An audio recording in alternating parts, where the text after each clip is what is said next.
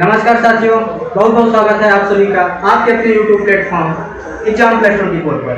साथियों, आज हम चर्चा करने वाले हैं UPSSC अर्थात प्रारंभिक अर्हता परीक्षा जो 2021, 2022 और 2023 में हुई, उनके क्वालिटी के प्रश्नों पर। किसके साथियों? उनके क्वालिटी के प्रश्नों पर आज हम चर्चा करने वाले हैं। ठीक है दोस्तों, साथियों बिना वक्त बर्बाद किए चलते हैं हम अपने पहले प्रश्न की ओर और देखते हैं क्या है हमारा पहला प्रश्न।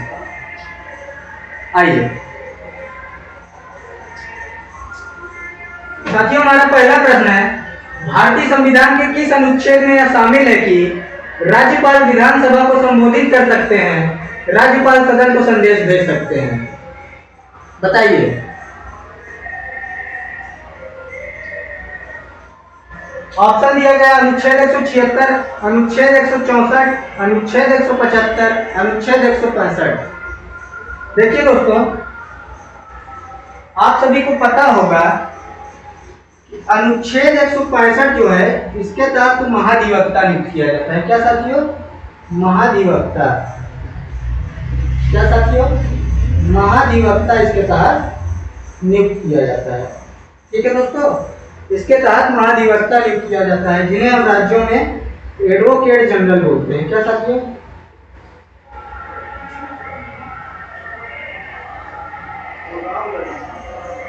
एडवोकेट जनरल हम राज्यों में बोलते हैं। ठीक है दोस्तों, और ये एडवोकेट जनरल होता कौन है साथियों? तो ये एडवोकेट जनरल होता है राज्य सरकार का प्रथम विधिक या कानूनी सलाहकार। कौन होता है साथियों? तो राज्य सरकार का प्रथम विधिक या कानूनी सलाहकार होता है। और इसमें अनुच्छेद 164, देखिए आंसर, इसका राइट आंसर होगा अनुच्छेद 175। क्या होगा? तो अनुच्छेद 175 इसका राइट आंसर होगा। ठीक है दोस्तों, जैसे कि ऑप्शन में दिया गया अनुच्छेद 164, क्या दिया गया है? अनुच्छेद 164 दिया गया। देखिए अनुच्छेद 164 बताने से पहले हम आप सभी को ले चलेंगे अनुच्छेद 163 की तरफ। किसके तरफ साथियों? तो अनुच्छेद 163 की तरफ हम आप सभी को ले चलेंगे। अनुच्छेद 163।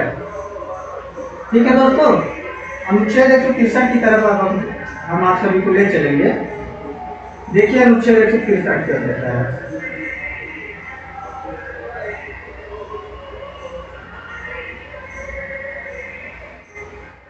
अनुच्छेद 163 देखिए क्या कहता है। अनुच्छेद 163 कहता है, अनुच्छेद 163 कहता है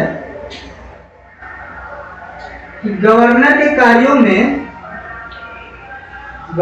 कार्यों में अर्थात राज्यपाल के कार्यों में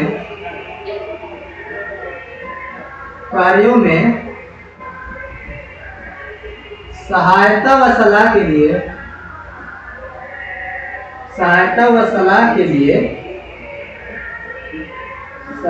लिए मंत्री परिषद होगी। क्या होगी साथियों? मंत्री परिषद होगी।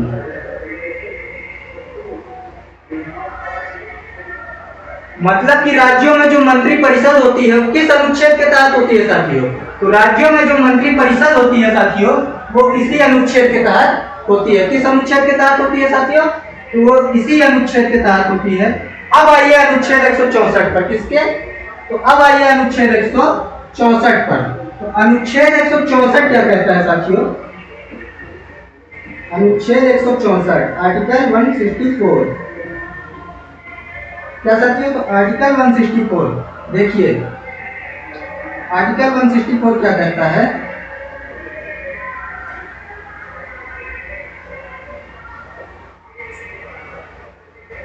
कि सीएम हो या फिर मंत्री हो। कौन साथियों? सीएम हो या फिर मंत्री हो। कौन साथियों? सीएम हो या फिर मंत्री हो। इन दोनों की नियुक्ति राज्यपाल करेगा। इन दोनों की नियुक्ति राज्यपाल करेगा। कौन करेगा साथियों? तो राज्यपाल करेगा। ठीक है साथियों, एक मिनट। इन दोनों की नियुक्ति राज्यपाल करेगा। ठीक है साथियों,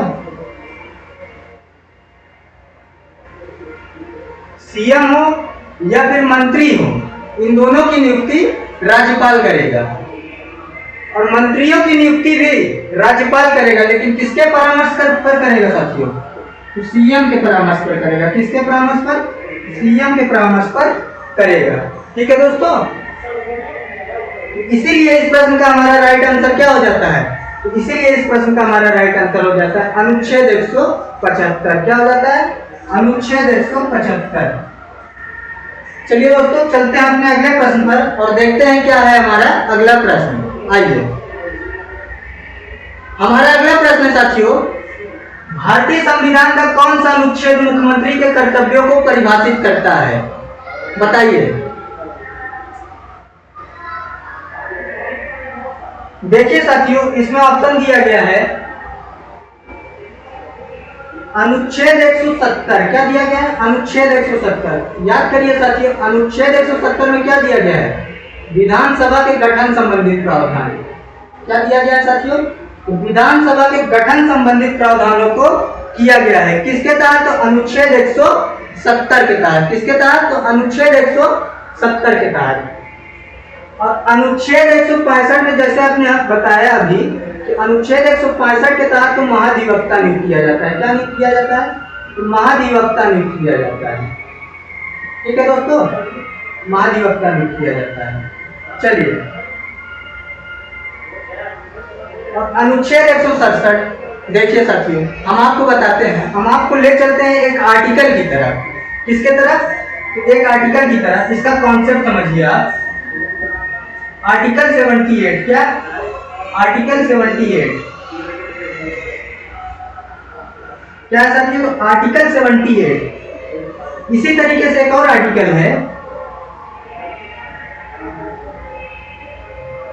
आर्टिकल 167। क्या है? आर्टिकल 167। देखिए दोस्तों, क्या है कि ये दोनों आपस में बहुत ही सिमिलर हैं। सिमिलरिटी किस मामले में है? तो देखिए किस मामले में? इस मामले में है सिमिलरिटी। देखिए साथियों, इसमें कहा क्या कहा गया है?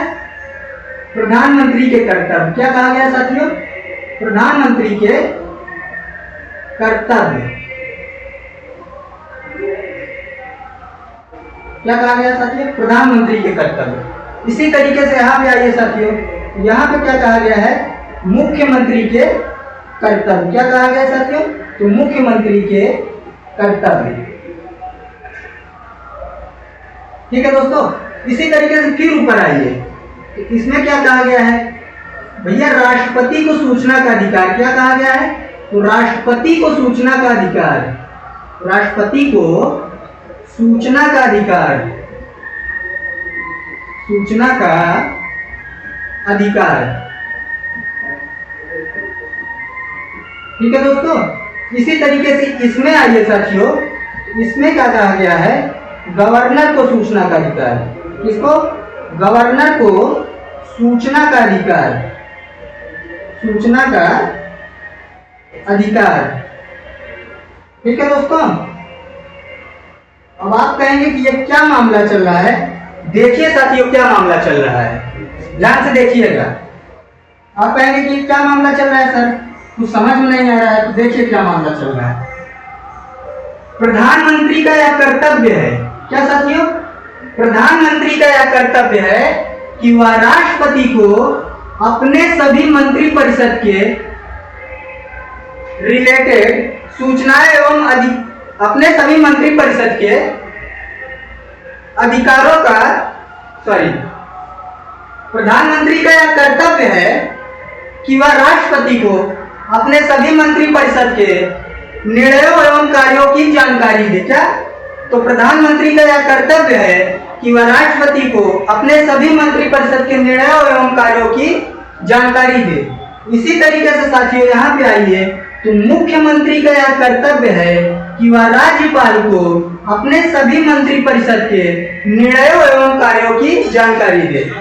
इसी तरीके से साथी इसका उल्टा आइए साथियों, इसी तरीके से इसका उल्टा आइए, तो यह राष्ट्रपति को यह अधिकार है कि वह प्रधानमंत्री से उनके सभी मंत्रिपरिषद से रिलेटेड जानकारी प्राप्त कर सकता है। क्या है?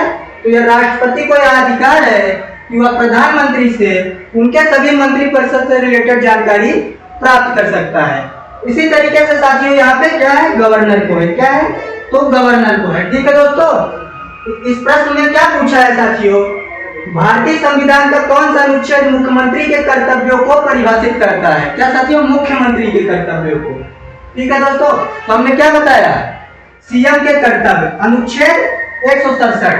देखिए ऑप्शन में अनुच्छेद 167 है। जी हाँ है। कहाँ पे है? यहाँ पे है। ये देखिए, इसका राइट आंसर क्या हो जाएगा? अनुच्छेद 167। मान लीजिए दोस्तों यहाँ पे मुख्यमंत्री हटा देते हैं हम, यहाँ पे मुख्यमंत्री हटा देते हैं हम कुछ समय के लिए। यहाँ पे हम कुछ समय के लिए मुख्यमंत्री हटा देते हैं दोस्तों, और यहाँ पे प्रधानमंत्री कर देते हैं, अर्थात हम पीएम कर देते हैं। अब बताइए साथियों, अब बताइए दोस्तों, यही प्रश्न सेम यहाँ पे पूछ लेता है, भारतीय संविधान का कौन सा अनुच्छेद प्रधानमंत्री के कर्तव्यों को परिभाषित करता है? तो साथियों जैसा कि हमने यहाँ पे बताया, प्रधानमंत्री के कर्तव्य, क्या बताया? प्रधानमंत्री के कर्तव्य किस आर्टिकल में है? तो अनुच्छेद 78। तो यहीं पे साथियों एक मान लीजिए कि अनुच्छेद 78 होता, क्या होता साथियों? यहीं पे ऑप्शन होता है इसके जगह पर, मान लीजिए अनुच्छेद 78। क्या होता? अनुच्छेद 78। तब आप इसका राइट आंसर क्या बताते साथियों? अनुच्छेद 78 बताते। क्या बताते? अनुच्छेद 78 बताइए। ठीक है साथी, चलिए दोस्तों, हो सकता है क्लास थोड़ी लंबी जाए, लेकिन एक एक प्रश्न बारीकी के साथ बताऊंगा। यहाँ पे 20 प्रश्न नहीं है। इस 20 प्रश्न में हम आपको कम से कम 40 से 50 प्रश्न दे के जाएंगे। क्या? 40 से 50 प्रश्न हम आपको दे के जाएंगे। ठीक है साथियों, चलिए याद रहे साथियों, अगर मुख्यमंत्री के कर्तव्य पूछता तो अनुच्छेद 167 बताइएगा, और यहीं पे अगर प्रधानमंत्री का कर्तव्य पूछ लेता है साथियों तो क्या बताइएगा? अनुच्छेद 78 बताइएगा। ठीक है दोस्तों, क्या बताइएगा? अनुच्छेद 78 बताइएगा। चलिए चलते हैं अपने अगले प्रश्न पर और देखते हैं क्या है हमारा अगला प्रश्न। आइए, हमारा अगला प्रश्न है साथियों, निम्नलिखित में से कौन जिला और अधीनस्थ न्यायालयों और उच्च न्यायालयों के आदेशों, निर्णयों और मामले के विवरण का एक व्यापक डेटाबेस प्रदान करता है? तो साथियों इसका सीधा सीधा आंसर याद कर लीजिए। क्या? राष्ट्रीय न्यायिक डेटा ग्रिड। क्या साथियों? तो राष्ट्रीय न्यायिक डेटा ग्रिड इसका आंसर हो जाएगा। ठीक है दोस्तों, चलिए बढ़ते हैं अपने अगले प्रश्न पर और देखते हैं क्या है हमारा अगला प्रश्न। हमारा अगला प्रश्न है साथियों, स्वतंत्र भारत के प्रथम मुख्य चुनाव आयुक्त कौन थे? क्या साथियों? तो स्वतंत्र भारत के प्रथम मुख्य चुनाव आयुक्त कौन थे? बताइए साथियों, कौन थे? देखिए दोस्तों, याद करिए साथियों कि हमारा प्रथम जो निर्वाचन आयोग है कब बना? हमारा पहला निर्वाचन आयोग कब बना? तो साथियों हमारा पहला निर्वाचन आयोग बनता है, हमारा पहला निर्वाचन आयोग बनता है, कब बनता है साथियों? पहला निर्वाचन आयोग बनता है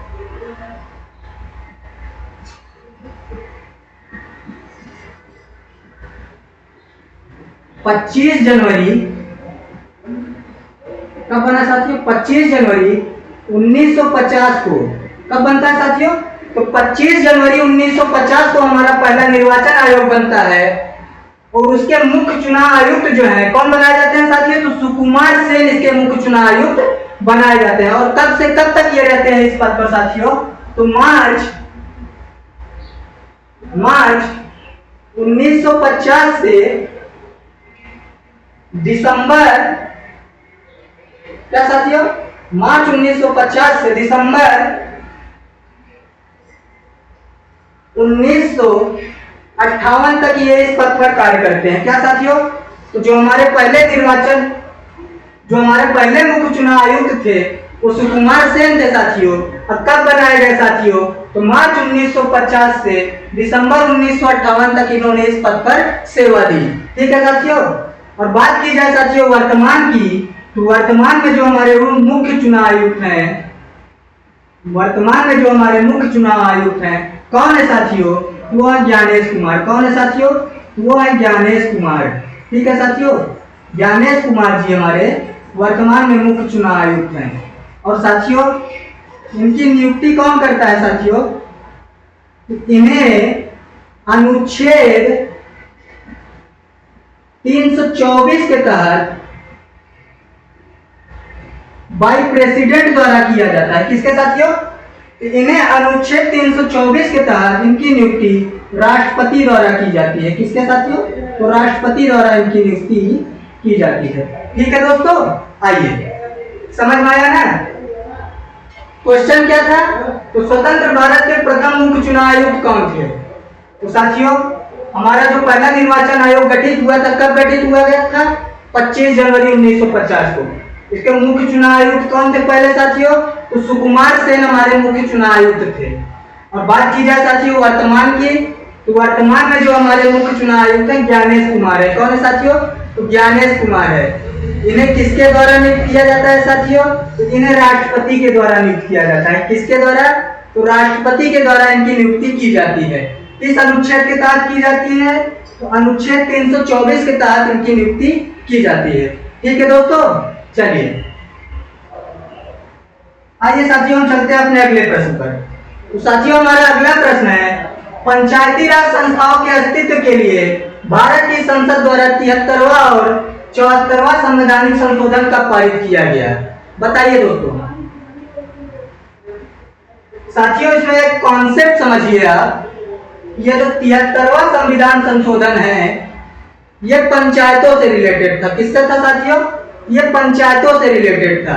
और ये जो 74वां संविधान संशोधन है ये नगर पालिकाओं से रिलेटेड था। किससे रिलेटेड था साथियों? तो ये नगर पालिकाओं से रिलेटेड था। और ये दोनों दिसंबर 1992 में पारित हुए। कब साथियों? तो दोनों दिसंबर 1992 में पारित हुए। ठीक है दोस्तों,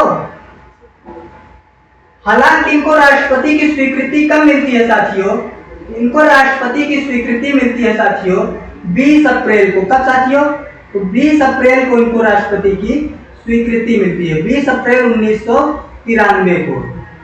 ठीक है दोस्तों, और ये जो 73वां संविधान संशोधन है साथियों, ये जो 73वां संविधान संशोधन है ये 24 अप्रैल को लागू होता है। क्या साथियों? ये लागू होता है 24 अप्रैल को। 24 अप्रैल 1993 को यह लागू होता है।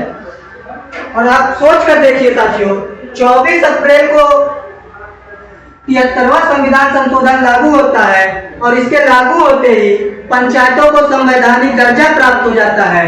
और यही कारण है कि हर साल साथियों, यही कारण है कि हर साल 24 अप्रैल को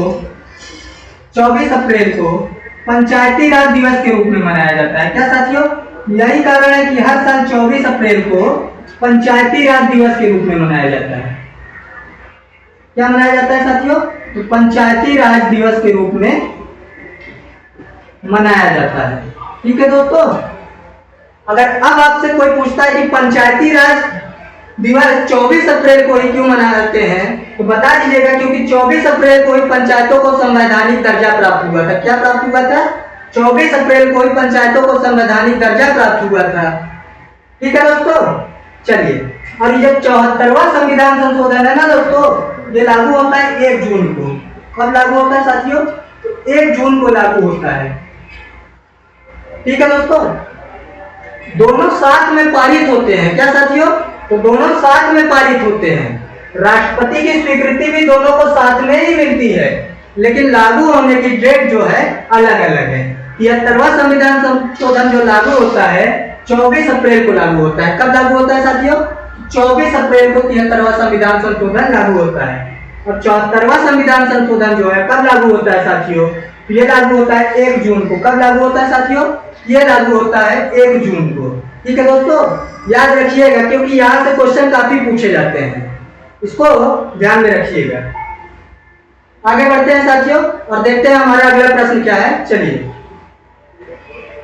हमारा अगला प्रश्न है साथियों, वर्ष 1928 में मोतीलाल नेहरू समिति द्वारा निम्नलिखित में से कौन सा अधिनियम विधेयक प्रस्तावित किया गया था? बताइए साथियों। साथियों आप याद करिए कि मोतीलाल नेहरू द्वारा एक समिति गठित की गई थी जिसका नाम था नेहरू समिति। क्या नाम था साथियों? जिसका नाम था नेहरू समिति। नेहरू समिति।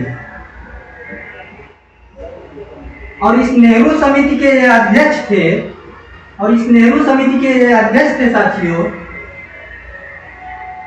और इन्होंने एक रिपोर्ट पेश की जिसका नाम था साथियों नेहरू रिपोर्ट। क्या नाम था साथियों? नेहरू रिपोर्ट। क्या नाम था साथियों? नेहरू रिपोर्ट इसका नाम था।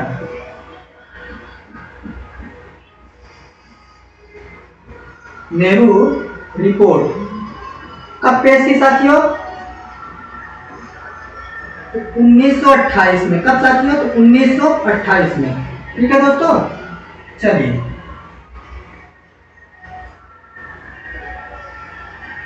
और साथियों एक चीज आप लोग जान लीजिए कि इस नेहरू रिपोर्ट के माध्यम से भारतीयों द्वारा भारत का संविधान बनाने का यह पहला प्रयास था साथियों। मतलब कि इस नेहरू रिपोर्ट के माध्यम से भारतीयों द्वारा भारत का संविधान बनाने का यह पहला प्रयास था। यही कारण है कि इस नेहरू रिपोर्ट को ब्लूप्रिंट ऑफ इंडियन कॉन्स्टिट्यूशन के नाम से जाना जाता है। क्या साथियों? तो ब्लूप्रिंट ऑफ इंडियन कॉन्स्टिट्यूशन के नाम से जाना जाता है, यानी कि भारतीय संविधान का ब्लूप्रिंट। क्या साथियों? तो भारतीय संविधान का ब्लूप्रिंट। भारतीय संविधान का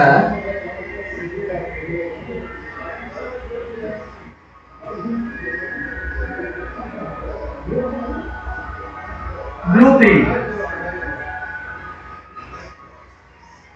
ठीक है दोस्तों, भारतीय संविधान का ब्लूप्रिंट के नाम से जाना जाता है।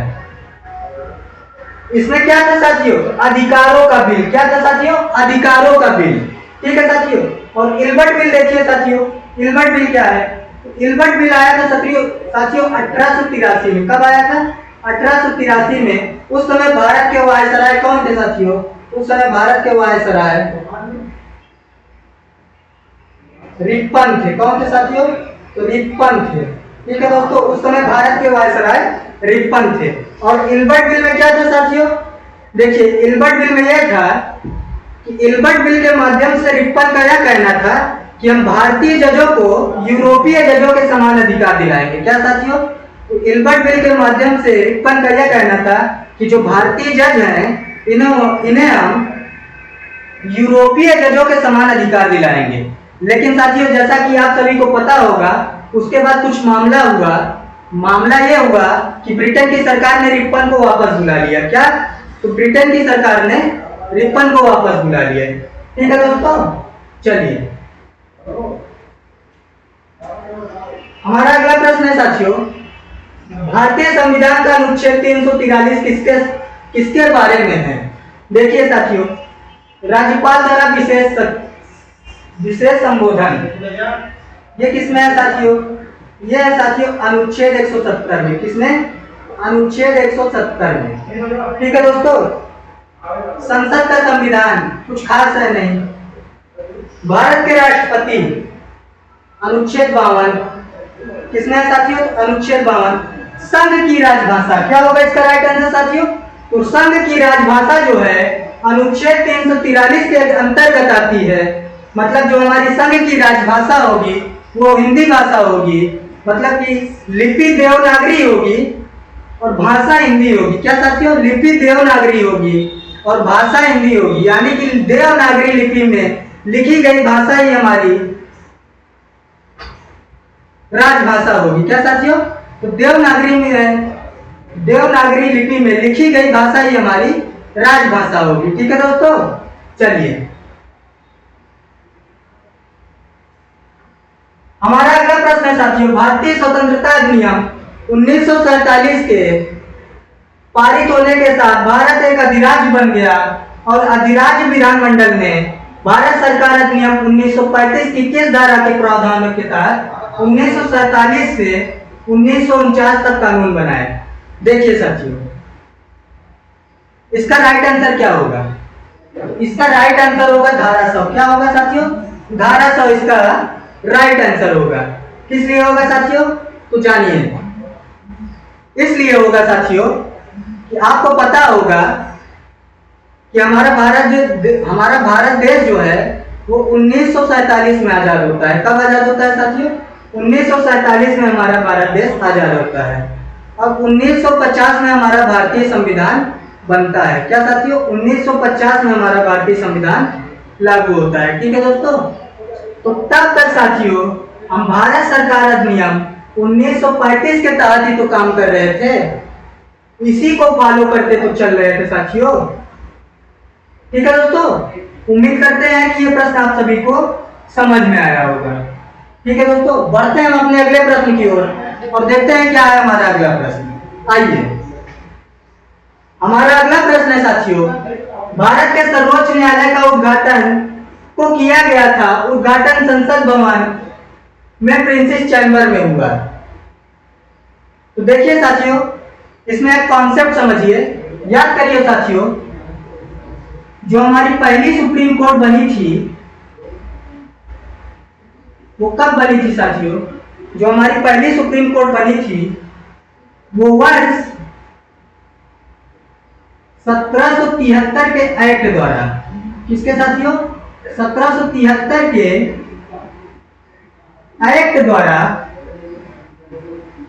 1774 में इसका गठन होता है। क्या साथियों? तो 1773 के एक्ट द्वारा 1774 में इसका गठन होता है साथियों।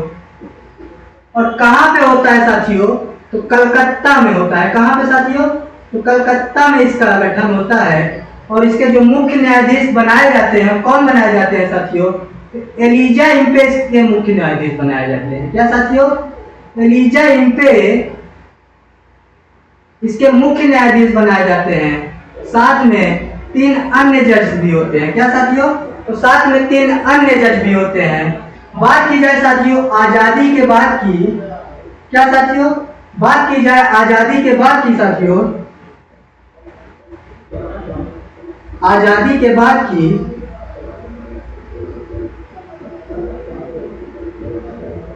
तो 26 जनवरी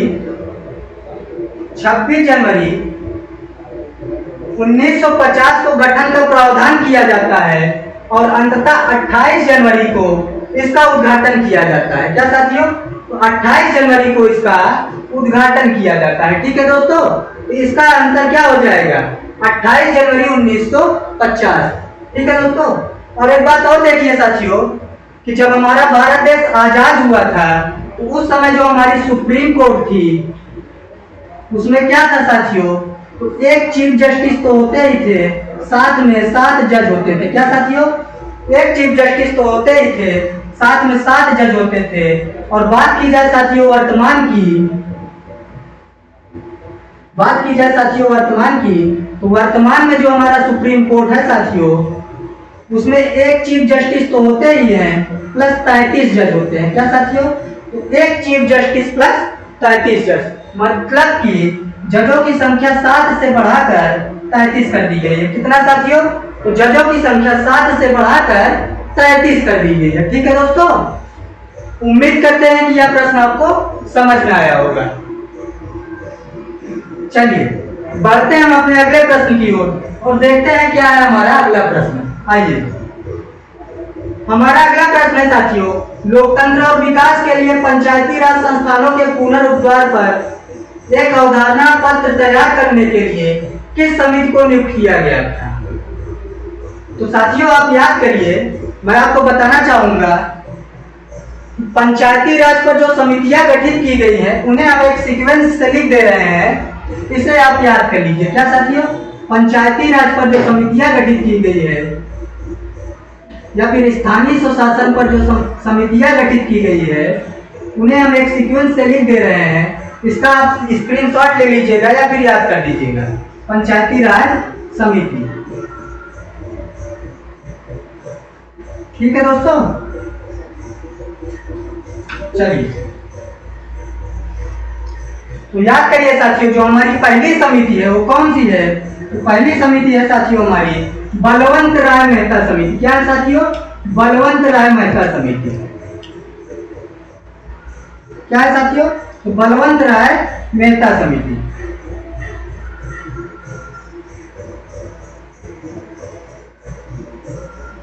बलवंत राय मेहता समिति। साथियों ये वर्ष 1957 में लागू होता है। क्या लागू होता है साथियों? ये वर्ष 1957 में लागू होता है और इन्होंने त्रिस्तरीय पंचायतों की मांग की। क्या साथियों? तो इन्होंने 3 स्तरीय पंचायतों की मांग की। ठीक है दोस्तों, इसी तरीके से अगला है हमारा साथियों अशोक मेहता समिति। क्या है साथियों? अशोक मेहता समिति। अशोक मेहता समिति इन्होंने साथियों द्विस्तरीय पंचायतों की मांग की। क्या साथियों? इन्होंने द्विस्तरीय पंचायतों की मांग की और ये कब लागू होता है साथियों? तो वर्ष 1977 में। कब? वर्ष 1977 में ये लागू होता है। ठीक है दोस्तों, और इसी तरीके से अगला है हमारा साथियों जी.वी.के. राव समिति। क्या है साथियों? जी.वी.के. राव समिति। जी.वी.के. राव समिति ये कब लागू होता है साथियों? ये लागू होता है वर्ष 1985 में। कब साथियों? तो वर्ष 1985 में ये लागू होता है। और इसी तरीके से अगला है हमारा साथियों एलम सिंधवी समिति। क्या है साथियों? एलम सिंधवी समिति। एलम सिंधवी समिति क्या है साथियों? तो एलम सिंधवी समिति हमारा अगला है। एलम सिंधवी समिति ये कब लागू होता है साथियों? ये लागू होता है साथियों वर्ष 1986 में और सिंधवी समिति ने ही पंचायतों को संवैधानिक दर्जा देने की सिफारिश की थी। इसका राइट आंसर क्या हो जाएगा साथियों?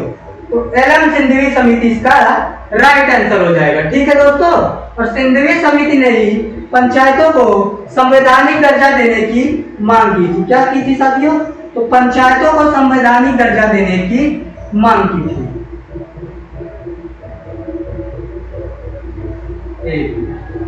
क्या की थी साथियों? तो पंचायतों को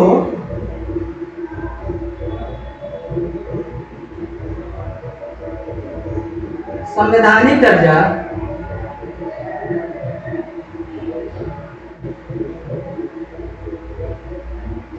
की सिफारिश की थी। क्या की थी साथियों?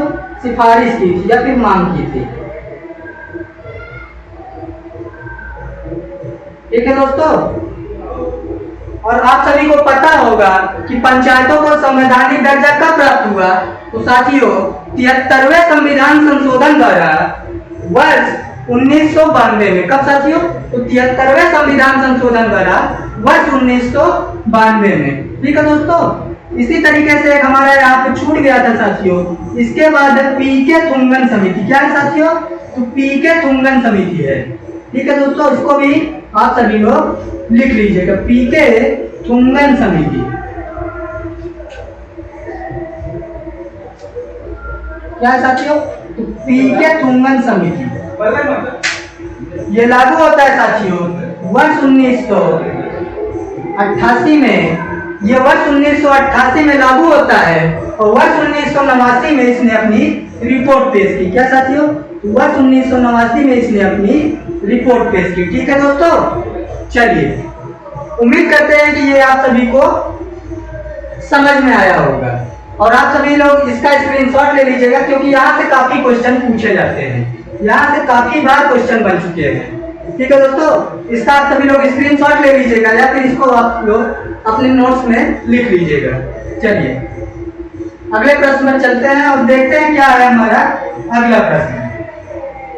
तो हमारा अगला प्रश्न है साथियों, राजस्थान पहला राज्य था जहां वर्ष 1959 में पंचायती राज व्यवस्था लागू की गई थी। इसे सबसे पहले राजस्थान के किस जिलों में लागू किया गया था?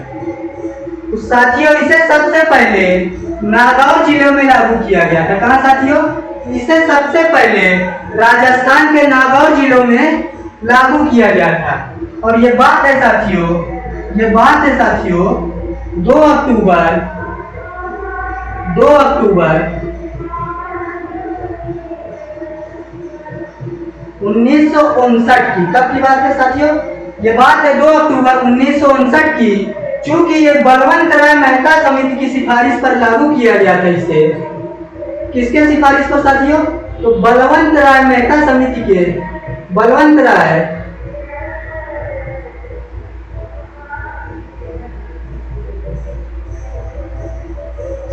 मेहता समिति की सिफारिश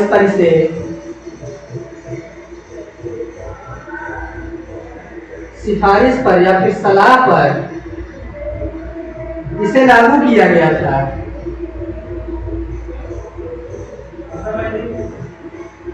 इसे लागू किया गया था। इसीलिए बलवंत राय मेहता को पंचायती राज का शिल्पी भी क्या कहा जाता है? क्या साथियों? इसीलिए बलवंत राय मेहता को पंचायती राज का शिल्पी भी कहा जाता है। वैसे तो साथियों पंचायती राज स्थानीय स्वशासन के अंतर्गत आता है। अगर हम आपसे पूछें कि स्थानीय स्वशासन के जनक का नाम बता दीजिए, तो साथियों स्थानीय स्वशासन के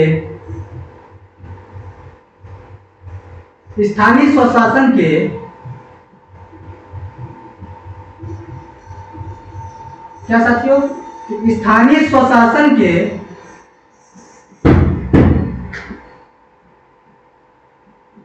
जनक का नाम बता दीजिए साथियों। स्थानीय स्वशासन के जनक हो जाएंगे साथियों वायसराय रिप्पन। कौन हो जाएंगे साथियों? वायसराय रिप्पन बता दीजिएगा। ठीक है दोस्तों, चलिए अगले प्रश्न पर चलते हैं और देखते हैं क्या है हमारा अगला प्रश्न। उम्मीद करते हैं साथियों कि जो हमने अभी तक जितने प्रश्न बताए हैं आप सभी को अच्छे से समझ में आया होगा और बारीकी के साथ एक एक प्रश्न का हमने एक्सप्लेन किया है। चलते हैं अपने अगले प्रश्न पर और देखते हैं क्या है हमारा अगला प्रश्न। तो साथियों हमारा अगला प्रश्न है, निम्नलिखित में से कौन सी विशेषता राज्यसभा को विधान परिषद से अलग करती है? देखिए साथियों यहाँ पर क्या किया गया है, राज्यसभा को विधान परिषद से तुलना की गई है। किसकी साथियों? तो राज्यसभा की तुलना विधान परिषद से यहाँ पर की गई है। देखिए साथियों जैसे कि केंद्र में राज्यसभा होती है, भारत की राज्यसभा, क्या? तो भारत की राज्यसभा, ऐसे ही राज्यों में विधान परिषद होता है। क्या होता है? राज्यों में विधान परिषद होता है। मतलब कि जैसे कि केंद्र में राज्यसभा भारत की राज्यसभा है, जैसे कि केंद्र में भारत की राज्यसभा उच्च सदन है या फिर द्वितीयक सदन है, वैसे ही राज्यों में विधान परिषद उच्च सदन है या फिर द्वितीयक सदन है। क्या है? उच्च सदन है या फिर द्वितीयक सदन है। तो देखिए साथियों सदस्यों का नामांकन क्या है? ऑप्शन में सदस्यों का नामांकन, भैया राज्यसभा के सदस्य हो या फिर विधान परिषद के सदस्य हो, चुनाव लड़ने के लिए नामांकन तो कराना ही पड़ेगा। अप्रत्यक्ष चुनाव, राज्यसभा हो या फिर विधानसभा हो, विधान परिषद हो, उसमें दोनों में अप्रत्यक्ष चुनाव तो होता ही है। सदस्यता का कार्यकाल, भैया राज्यसभा के सदस्य हो या फिर विधान परिषद के सदस्य हो, 6 साल ही तो कार्यकाल होता है ना। महाभियोग की शक्ति, इसका राइट आंसर क्या हो जाएगा साथियों? महाभियोग की शक्ति। देखिए साथियों राष्ट्रपति पर जब महाभियोग लगाया जाता है, किस पे साथियों?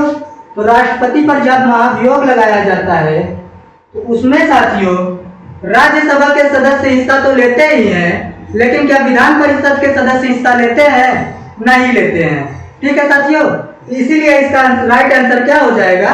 महाभियोग की शक्ति। ठीक है दोस्तों, चलिए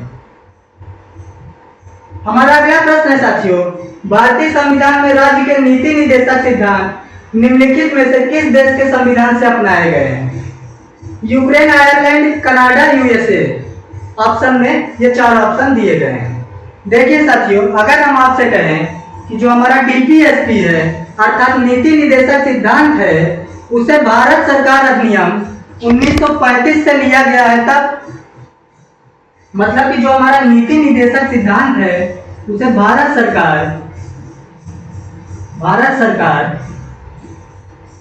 अधिनियम 1935 से लिया गया है। तब 1935 में उल्लिखित एक मामला था। क्या था साथियों? उल्लिखित एक मामला था।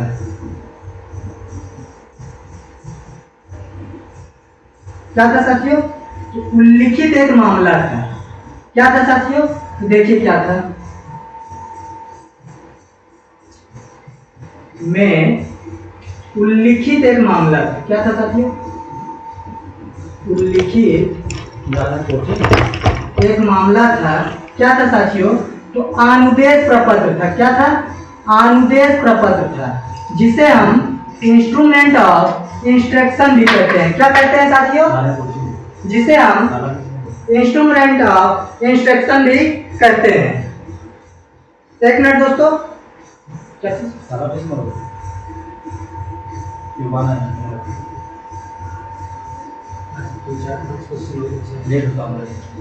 एक काम करो, चाबी रख दे, ताला बंद करके ताला मार दो, ताला मार के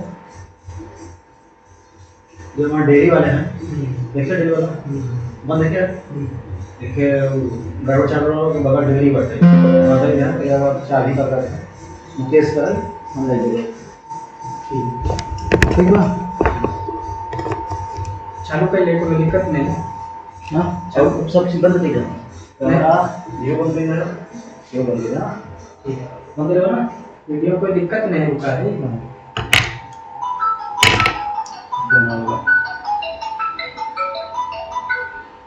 हेलो जा रही कोचिंग है कहाँ है? चलिए, सॉरी दोस्तों, आप सभी को तकलीफ हुई होगी, थोड़ा कुछ अर्जेंट काम कर गया था, उसके वजह से साउंड को ऑफ किया गया। तो दोस्तों हमने क्या बताया था? अनुदेश प्रपत्र था। क्या मामला था साथियों? तो अनुदेश प्रपत्र था। ठीक है दोस्तों। तो दोस्तों क्वेश्चन क्या पूछा गया कि भारतीय संविधान में राज्य के नीति निर्देशक सिद्धांत निम्नलिखित में से किस देश के संविधान से अपनाए गए थे? तो साथियों अगर देशों का नाम पूछेगा तो आयरलैंड बताइएगा। क्या बताइएगा? देशों का नाम पूछेगा तो आयरलैंड बताइएगा। और अंग्रेजी कानून की बात करेगा तो 1935 बताइएगा। अनुदेश प्रपत्र बताइएगा। क्या साथियों? अनुदेश प्रपत्र बताइएगा। ठीक है दोस्तों, चलिए बढ़ते हैं हम अपने अगले प्रश्न की ओर और देखते हैं क्या है हमारा अगला प्रश्न। हमारा अगला प्रश्न है साथियों, भारतीय संविधान के किस संशोधन ने लोकसभा और विधानसभा दोनों में एंग्लो इंडियन के नामांकन को समाप्त कर दिया था? देखिए साथियों, जहां तक एंग्लो इंडियन का प्रावधान है तो याद करिए साथियों, लोकसभा में कितने मेंबर आते थे साथियों? 2 मेंबर आते थे। कितने मेंबर आते थे? 2 मेंबर आते थे। किसके द्वारा आते थे साथियों? इन्हें राष्ट्रपति द्वारा मनोनीत किया जाता था। किसके द्वारा? तो राष्ट्रपति द्वारा इन्हें मनोनीत किया जाता था। ठीक है दोस्तों, किस अनुच्छेद के तहत किया जाता था साथियों? तो अनुच्छेद 331 के तहत। किसके साथियों? तो अनुच्छेद 331 के तहत। इसी तरीके से यहाँ पे आइए साथियों, विधानसभा में कितने सदस्य आते थे? तो साथियों 1 सदस्य आते थे। कितने आते थे? 1 सदस्य आते थे। इन्हें किसके द्वारा मनोनीत किया जाता था साथियों? तो राज्यपाल द्वारा मनोनीत किया जाता था। किसके द्वारा? तो राज्यपाल द्वारा मनोनीत किया जाता था, अर्थात गवर्नर के द्वारा मनोनीत किया जाता था। किस अनुच्छेद के तहत किया जाता था? तो साथियों अनुच्छेद 333 के तहत इनकी नियुक्ति की जाती थी। ये दोनों प्रावधान साथियों हमारे भारतीय संविधान में अलग अलग प्रावधानों के रूप में रखे गए थे। क्या साथियों? ये दोनों प्रावधान हमारे भारतीय संविधान में अलग अलग प्रावधानों के रूप में रखे गए थे। ठीक है साथियों। तो जब साथियों 104वां संविधान संशोधन हुआ 2019 में, तो इन दोनों को साथियों, इन दोनों को डिलीट कर दिया गया। क्या कर दिया गया साथियों? तो डिलीट कर दिया गया। Both are deleted from Indian constitution. मतलब साथियों both the provision are deleted from the Indian constitution. दोनों को भारतीय संविधान से डिलीट कर दिया गया कि जाइए आप, कोई काम नहीं रह गया आपका। ठीक है दोस्तों, चलिए और जैसा कि साथियों 101वां संवैधानिक मतलब 101वां संविधान संशोधन अधिनियम ये किससे था साथियों? तो ये जीएसटी से था। किससे था? जीएसटी से था। और 100वां संविधान संशोधन साथियों ये भारत बांग्लादेश क्या था साथियों? तो भारत बांग्लादेश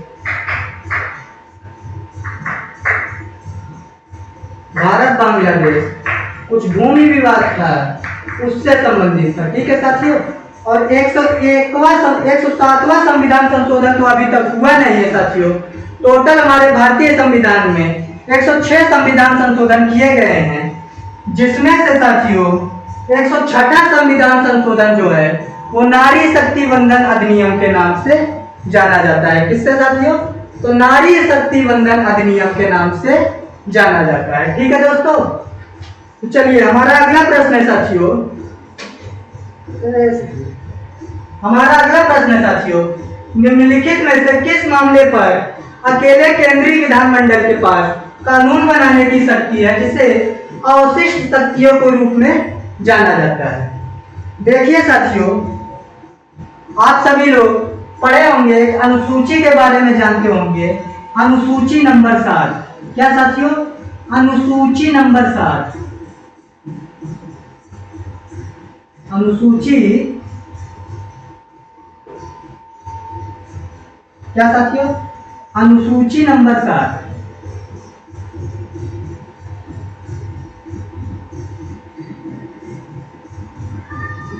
अनुसूची नंबर 7। ठीक है दोस्तों।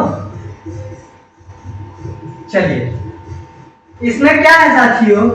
इसमें केंद्र और राज्य के बीच के शक्तियों का विभाजन है। क्या है? केंद्र और राज्यों के बीच का शक्तियों का विभाजन है, मतलब कि डिस्ट्रीब्यूशन ऑफ पावर दिया गया है। किसके साथियों? तो केंद्र और राज्यों के बीच का डिस्ट्रीब्यूशन ऑफ पावर दिया गया है। तो क्या है साथियों? उसमें केंद्र और राज्य के बीच के शक्तियों का विभाजन, शक्तियों का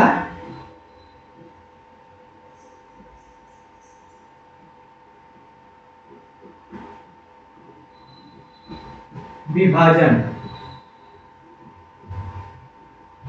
ठीक है दोस्तों, केंद्र और राज्य के बीच के शक्तियों का विभाजन दिया गया। इसमें टोटल कितने विषय हैं साथियों? तो देखिए कितने विषय हैं साथियों? एक है साथियों हमारी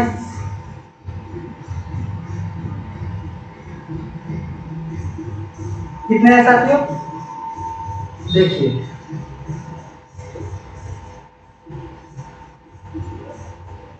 एक है हमारी संघ सूची। क्या है? एक है हमारी संघ सूची।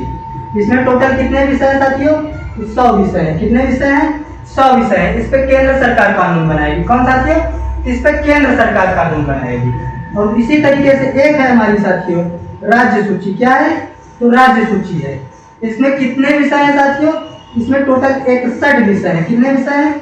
61 विषय हैं। इसमें कौन कानून बनाएगा साथियों? इसमें राज्य सरकार कानून बनाएगा।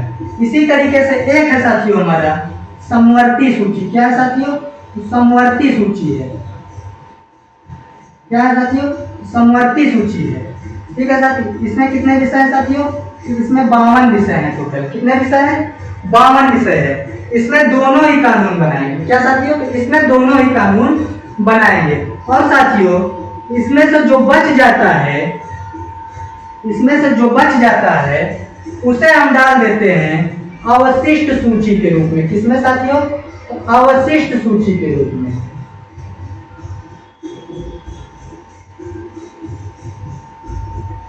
इसमें साथियों अवशिष्ट सूची के रूप में डाल देते हैं। इसमें अनुच्छेद 248 के तहत संसद कानून बनाएगी। कौन साथियों? तो अनुच्छेद 248 के तहत संसद कानून बनाएगी। ठीक है साथियों। इसमें अनुच्छेद 248 के तहत संसद कानून बनाएगी।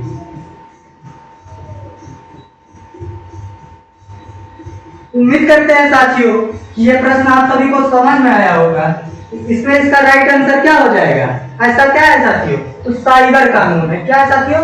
साइबर कानून इसका राइट आंसर हो जाएगा। ठीक है दोस्तों, इसका आप स्क्रीनशॉट ले लीजिएगा या फिर लिख लीजिएगा। चलिए हमारा अगला प्रश्न है साथियों, उस उच्च न्यायालय का नाम बताइए जिसका क्षेत्राधिकार अंडमान और निकोबार द्वीप समूह के केंद्र शासित प्रदेश पर आता है। बताइए साथियों, याद करिए साथियों। हमारा जो पहला हाई कोर्ट था वो कौन सा हाई कोर्ट था साथियों?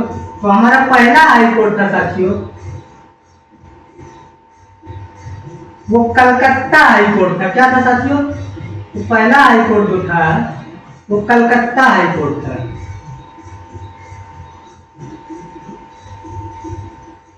क्या था साथियों? तो कलकत्ता हाई कोर्ट हमारा पहला हाई कोर्ट था।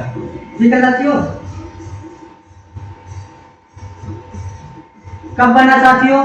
तो 1861 के कानून के तहत 1862 में इसका गठन किया गया। कब साथियों?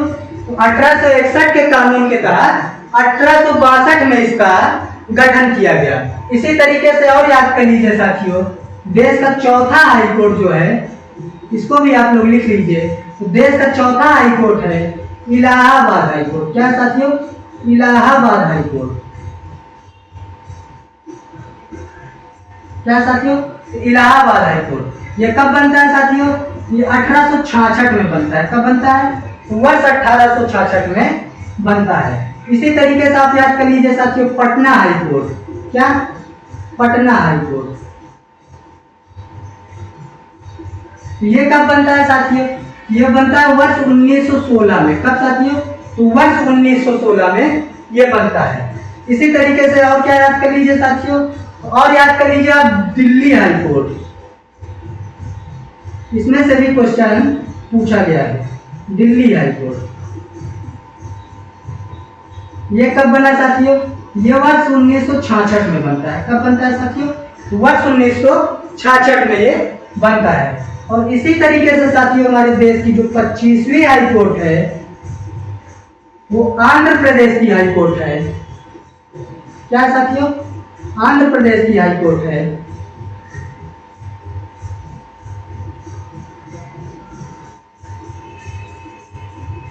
वर्ष 1918 में गठित होती है और वर्ष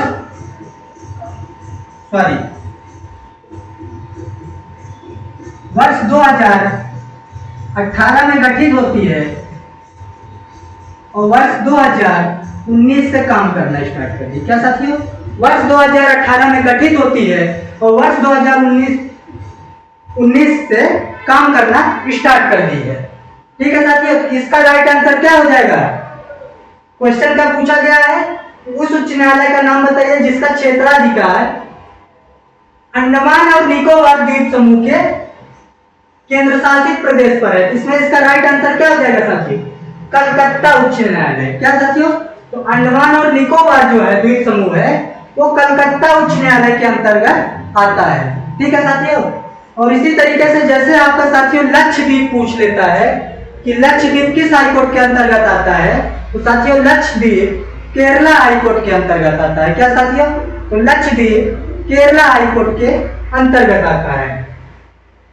ठीक है दोस्तों, चलिए बढ़ते हैं अपने अगले प्रश्न पर और देखते हैं क्या है हमारा अगला प्रश्न। हमारा अगला प्रश्न है साथियों, एक व्यक्ति जो संसद का सदस्य नहीं है उसे राष्ट्रपति द्वारा अधिकतम कितने महीने के लिए मंत्री के रूप में नियुक्त किया जाता है, किया जा सकता है? तो साथियों देखिए, कोई भी व्यक्ति है जो संसद का सदस्य नहीं है उसे राष्ट्रपति द्वारा अधिकतम कितने महीने के लिए मंत्री के रूप में नियुक्त किया जा सकता है? तो 6 महीने के लिए। कितने महीने के लिए साथियों? तो 6 महीने के लिए नियुक्त किया जाता है। और ये बात स्पष्ट होती है साथियों अनुच्छेद 75 के 5वें भाग से। कहां से?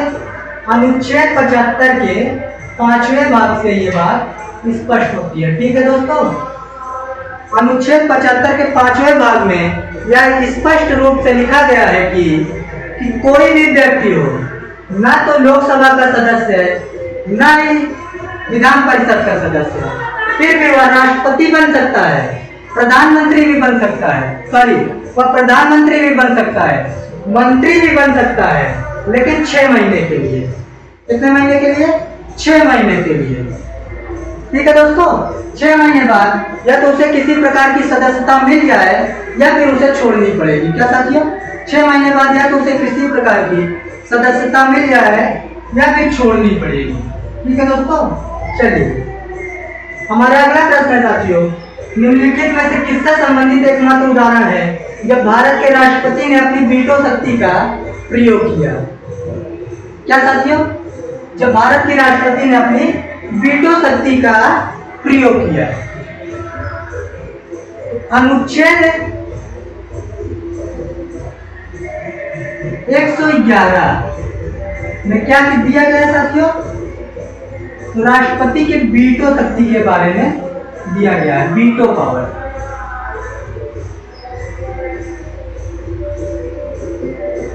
क्या दिया गया साथियों? वीटो पावर को दिया गया। देखिए साथियों, एक बात आप समझिए, कोई भी विधेयक जब पारित होता है, संसद कोई भी कानून बना देती है तो उसे एक बार राष्ट्रपति के पास ले आती है।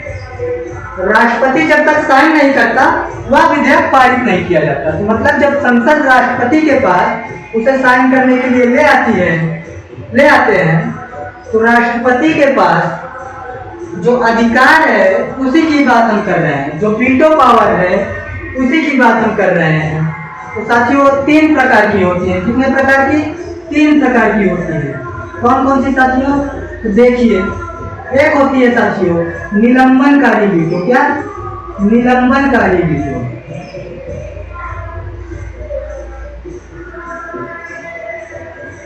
क्या साथियों? तो निलंबनकारी वीटो।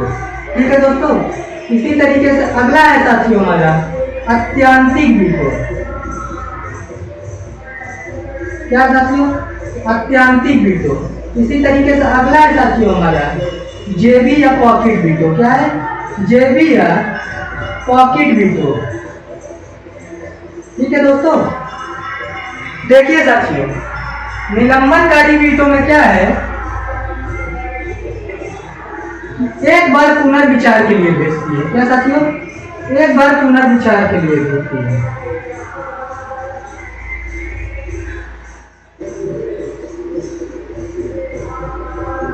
क्या साथियों? एक बार पुनर्विचार के लिए भेजती है, मतलब एक ही बार भेजेंगे, दोबारा आएगा तुमको साइन करना ही पड़ेगा। ठीक है दोस्तों, और अत्यंतिक वीटो में क्या है साथियों? मना कर देती है। क्या? साइन करने से मना कर देती है, अर्थात मना करना। ठीक है दोस्तों, और जेबी और पॉकेट वीटो में क्या है साथियों? अनुमति को सुरक्षित रखती है। अनुमति को सुरक्षित रखती है, ना तो हाँ कहती है ना तो ना कहती है। क्या साथियों? ना ही हाँ कहती है ना ही ना कहती है। ठीक है दोस्तों,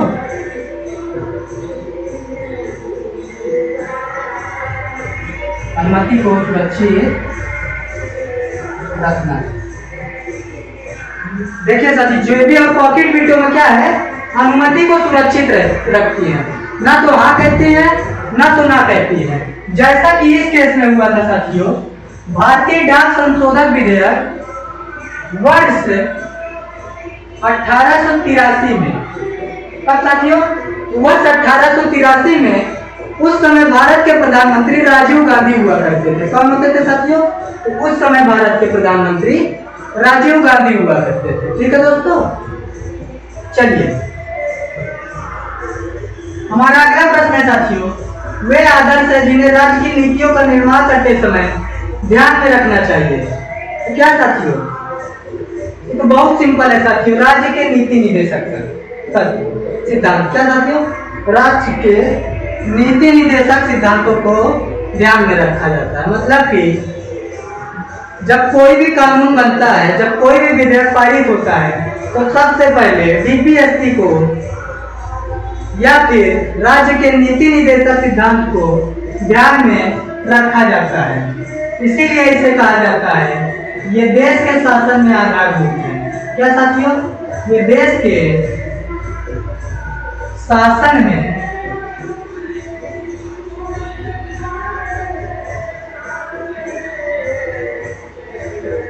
आधारभूत है।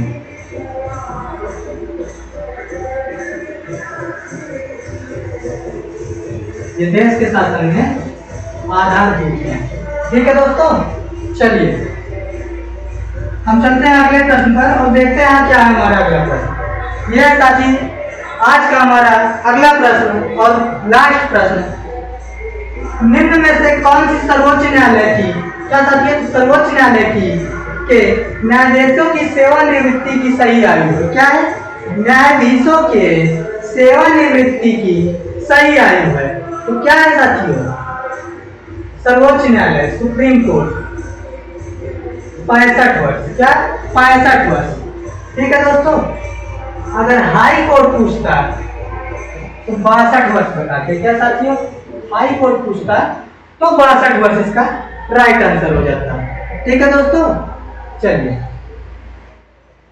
साथियों, ये हमारा आज का लास्ट प्रश्न था और इसी के साथ हम आज की क्लास समाप्त कर रहे हैं। मिलते हैं आप सभी को अगली क्लास में।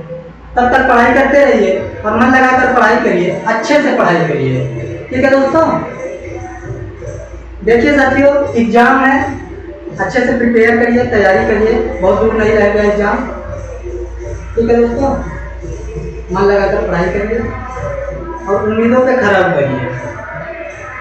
ज़्यादा किसी चीज़ का टेंशन लीजिए नहीं, यार एग्जाम ही है और थोड़ी ना है। ठीक है दोस्तों,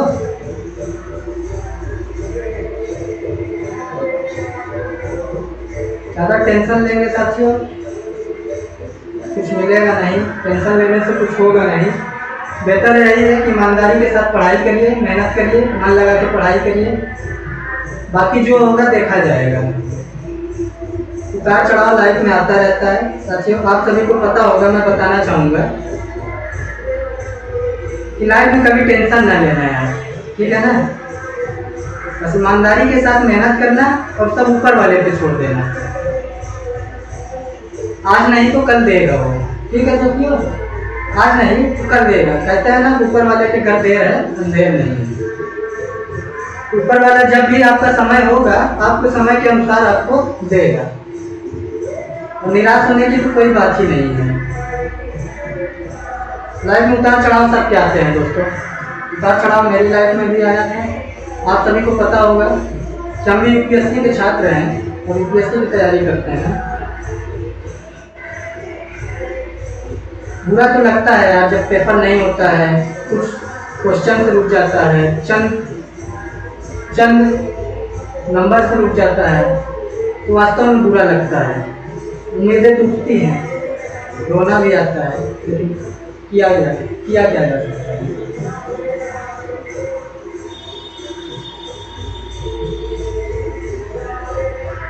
ठीक है साथियों, मेहनत करिए।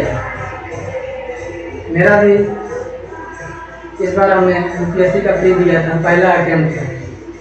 कुछ क्वेश्चन की वजह से सीसाइड नहीं हुआ, मात्र 2 क्वेश्चन की वजह से। जीएस में तो बहुत अच्छा नंबर था पर सीसाइड नहीं क्वालिफाई कर पाया।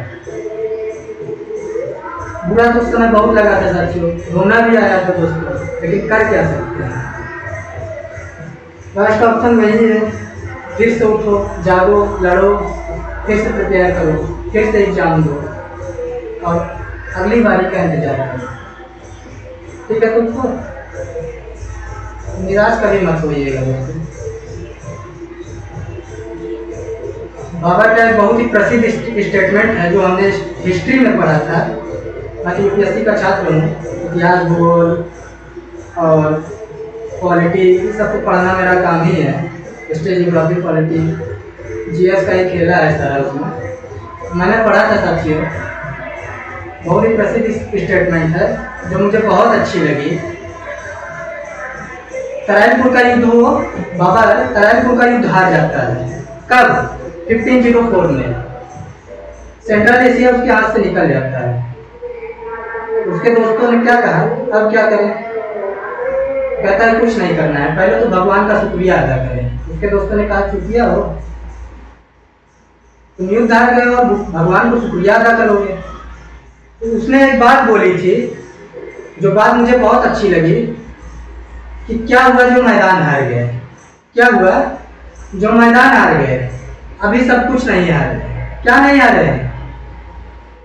वो अदम्य साहस और इच्छा शक्ति, जो सिर झुकाने और सजदा करने को तैयार नहीं।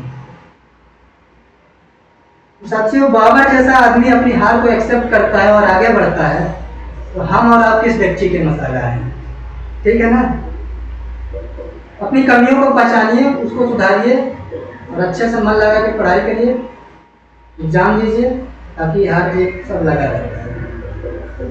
ठीक है साथियों, मिलते हैं अगली क्लास में। तब तक के लिए जय हिंद, धन्यवाद।